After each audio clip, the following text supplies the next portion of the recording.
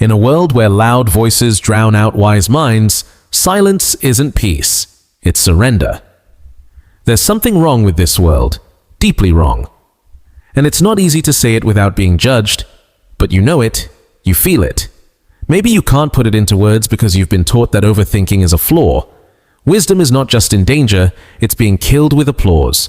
We're surrounded by people who proudly smile and say, "That's too complicated for me," as if complexity is a mistake, as if thinking is in bad taste. And you, the one who asks uncomfortable questions, who refuses quick explanations, you find yourself pushed aside, silenced by noise. Because today, it's not the one who knows most who wins, but the one who shouts the loudest. Stupidity has become a modern virtue. Nietzsche and Schopenhauer saw this coming long before us. They didn't write to please, they wrote to warn about this exact moment. This is a world where thinkers are replaced by influencers, where having an opinion matters more than proving it, where culture is built to keep you distracted, confused, and shallow. This is not just educational decline, it's something far darker, the active choice for stupidity. It's not that people can't learn, it's that they won't. Ignorance sells. Superficiality entertains. Wisdom? It makes people uncomfortable. Why? Because thinking hurts. Thinking demands effort. It forces you to face yourself, to dismantle your certainties, to stop repeating what you've heard without understanding it. And in a world obsessed with instant gratification, thinking becomes an act of rebellion. Nietzsche called it passive nihilism, a society that not only loses its deep values, but mocks them, destroys them, and replaces them with cheap pleasure and dopamine hits. The result? A mass of numb minds convinced they're informed just because they can use Google, mistaking access to information for wisdom. And you can feel it. You notice how conversations grow emptier, how people repeat ideas like slogans without ever reflecting on them. You see how every time you speak deeply, someone cuts you off with, "That's too heavy," as if depth is a crime. Schopenhauer warned of blind will, that animal instinct pulling us toward the easiest, most immediate pleasures. Today, that will is coded into algorithms. Every viral video, every trend, every engaging post, it's not meant to teach you. It's meant to keep you quiet, passive, and distracted. Because stupidity is easy to control. Wisdom is not. Wisdom questions. Wisdom disobeys. Wisdom breaks the rules. And that's why it's hated today. If this world feels upside down to you, if the deep has been replaced by the viral, the real by the comfortable, you are not imagining it. You're not lost, you're awake, and in a sleeping world, that's the most dangerous thing you can be. You are not crazy, you are awake. And now the question is, will you stay silent or will you think louder? Do you know the most effective trap of the modern world? It's making you feel smart while making you more manipulable. That's the great illusion of our time, confusing access to information with true understanding. You can watch 1,000 explainer videos, read 10 book summaries, memorize Nietzsche quotes from Instagram, and still know nothing. A Google search doesn't make you wise, it just means you have Wi-Fi. We live surrounded by people who believe they're experts in everything: politics, philosophy, economics, psychology, all because they watched a clip, heard a podcast, or read a Twitter thread. Modern society has not democratized knowledge, it has democratized authority. And that is far more dangerous. Today, anyone can speak with the confidence of an expert, without the study, the humility, or even the awareness of their own limits. Nietzsche saw this with brutal clarity. Not everyone is ready for freedom of thought, because true thinking demands three things our era has almost lost: discipline, courage, and intellectual honesty. So, what do we do? Schopenhauer offered an answer: aesthetic contemplation.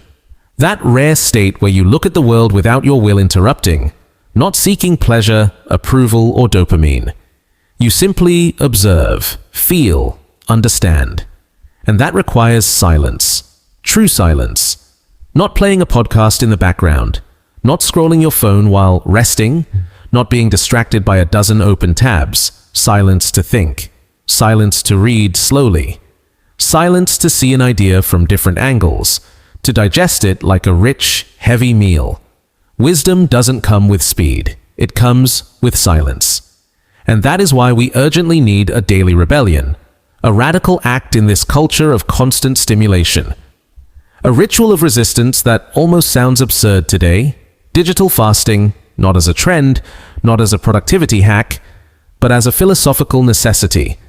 To step away from the noise, not to escape the world, but to reconnect with something the world is killing. In an age where noise is constant, your greatest power is to protect the silence inside your mind. Your ability to think without interruption is rare, because every notification is an intrusion, every scroll is a surrender, and every quick stimulus you consume makes you just a little more numb. Schopenhauer explained this long before the internet. When you don't control your will, you become its slave. And algorithms know this. They don't just respond to your blind will, they feed it, inflate it, and turn it into a monster that's never satisfied. Today, our mind doesn't truly think, it just swallows. It consumes and consumes without digesting anything. No depth, no pause, no creation. A bottomless intellectual stomach, always hungry, always faster, always cheaper. We've turned attention into a commodity and sold it for almost nothing. And that's exactly why thinking has become revolutionary. In a world pushing you towards superficiality, reading an entire book is an act of dissent. Having an opinion but keeping it to yourself is resistance. Choosing silence is protest. Nietzsche called intellectual probity a rare virtue. The courage to admit what you don't know, the patience to study before speaking, the discipline to understand before judging. And in today's absurd world, that virtue feels like it belongs to another planet. If it pains you to see mediocrity celebrated, if it angers you to watch stupidity win applause, if something inside you still rebels, then you are alive in a way that is rare today. There's a kind of mental exhaustion many can't name, not from work or stress, but from watching the world explained by those who understand nothing. You feel it when you see philosophy reduced to memes, deep topics squeezed into 40-second videos, and complex issues packaged into feel-good slogans. The worst part isn't just the superficiality, it's that it's celebrated as if it were wisdom. Ignorance is no longer hidden, it's marketed, monetized, and made viral.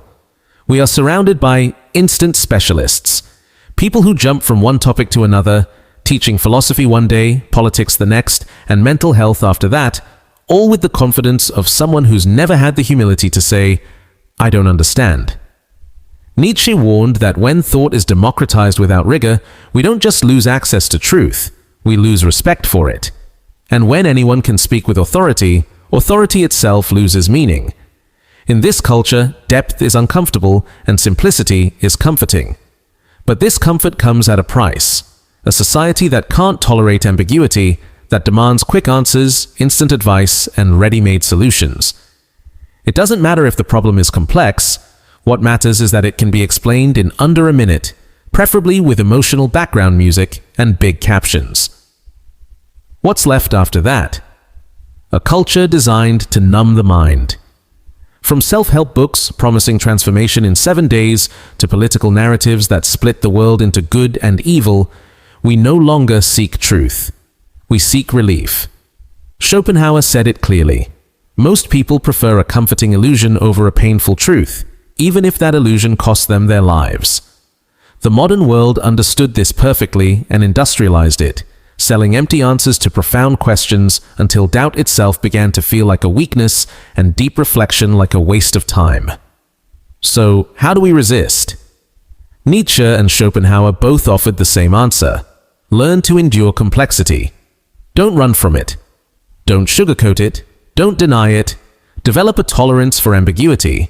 Accept that not everything will be solved or understood, and that often the value lies in the search, not the answer. Schopenhauer called this philosophical patience, the discipline to sit silently with an idea without rushing to kill it with a conclusion. But that's not rewarded today. What's rewarded is what's fast, easy, viral, and above all, effortless. The human mind, Schopenhauer said, is like a stomach. But today, we've turned it into one that's never satisfied, feeding it constant noise, novelty, and distraction. And when it feels full, it's not because it has learned, it's because it's stuffed with undigested data. And in the middle of all this, there's a kind of loneliness few dare to name. Not the loneliness of being without people, but the loneliness of having no one to talk to about what truly matters. In a world racing toward comfort, the most rebellious act is to choose depth over ease. That feeling, when everyone else runs after what's quick and easy, but you keep searching for something deeper, more authentic, more real. Thinking hurts, yes, but not thinking destroys. Have you felt this? Then you're not alone. You're in the right place. And more importantly, you're on the right side. Because in a world where stupidity is the norm, choosing wisdom is the most subversive act you can commit. Nietzsche feared one figure above all others, not the tyrant, not the fanatic, not even the ignorant, but the last man. A person who does not seek to transcend, to understand, or to grow. A person who only wants comfort, security, and a life untouched by discomfort or challenge. The last man doesn't hate wisdom. He finds it useless, uncomfortable, even dangerous. And today, this figure is no longer rare. He's in the office, at the university, on social media. He yawns at complex ideas. He laughs at what he doesn't understand. He chooses easy distractions over difficult truths. And worst of all, he's celebrated as if he represents progress. Nietzsche said that after the death of God, the collapse of the values that once gave life structure and meaning, humanity would be forced to create new ones. Today, we face something even darker. Not only has God died, but wisdom has died. Respect for true knowledge has died. Reverence for deep thought has died. And here we stand among the ruins of culture asking, what now? Nietzsche's answer was not comfortable, not marketable, not easy, but it was powerful. Amor fati, love your fate. Not just accept it, love it, even when it's dark, even when you live in an era built to smother free thought. It's not resignation, it's active resistance. It's looking at the world and saying, yes, this is hostile, absurd, even violent toward thinking minds, but this is where I will plant my ideas. And here's the key distinction Nietzsche often made. Being of your time is not the same as being a slave to your time. Being of your time means understanding your context, knowing the forces that shape your era. Being a slave to your time means repeating without thinking, accepting without questioning, adapting without resisting, becoming part of the herd while believing you are free. This is one of our era's most subtle battles, the difference between being connected to the present and being controlled by it. So, what's left when everything seems lost? When mediocrity is the standard and speed has killed reflection, what remains is the inner revolution. Not the loud, empty protest, not the constant judgment of others, but the quiet, disciplined work of keeping your mind alive when everything around you conspires to put it to sleep. You can't change the entire cultural climate, but you can build your own microclimate, your slow reading space, your moment of honest reflection, your invisible circle of dissident thinkers. Nietzsche called such a person the free spirit, not someone who runs away from the world or hides in an ivory tower, but one who walks among the crowd with different eyes. It's not arrogance, it's not superiority. It's knowing that thinking is an act of love. Love for truth, love for life that still has meaning, love for a world that, though sick, can still be healed. Not from above, not from outside, but from within. Wisdom has always been a minority, always been misunderstood, always been difficult, but never unnecessary. And today, it is more urgent than ever. Because if not us, who? If not now, when? Don't expect applause. Don't expect understanding. Don't expect gratitude for thinking differently. Wisdom was never popular, never trendy, never comfortable, and that doesn't matter. Because you're not here to fit in. You're here to see clearly through the fog. You are here to think, to hold heavy ideas, to speak the difficult truth, to embrace silence in a world that only knows how to shout. The tragedy is not that we think too little, it's that we've stopped believing thinking matters.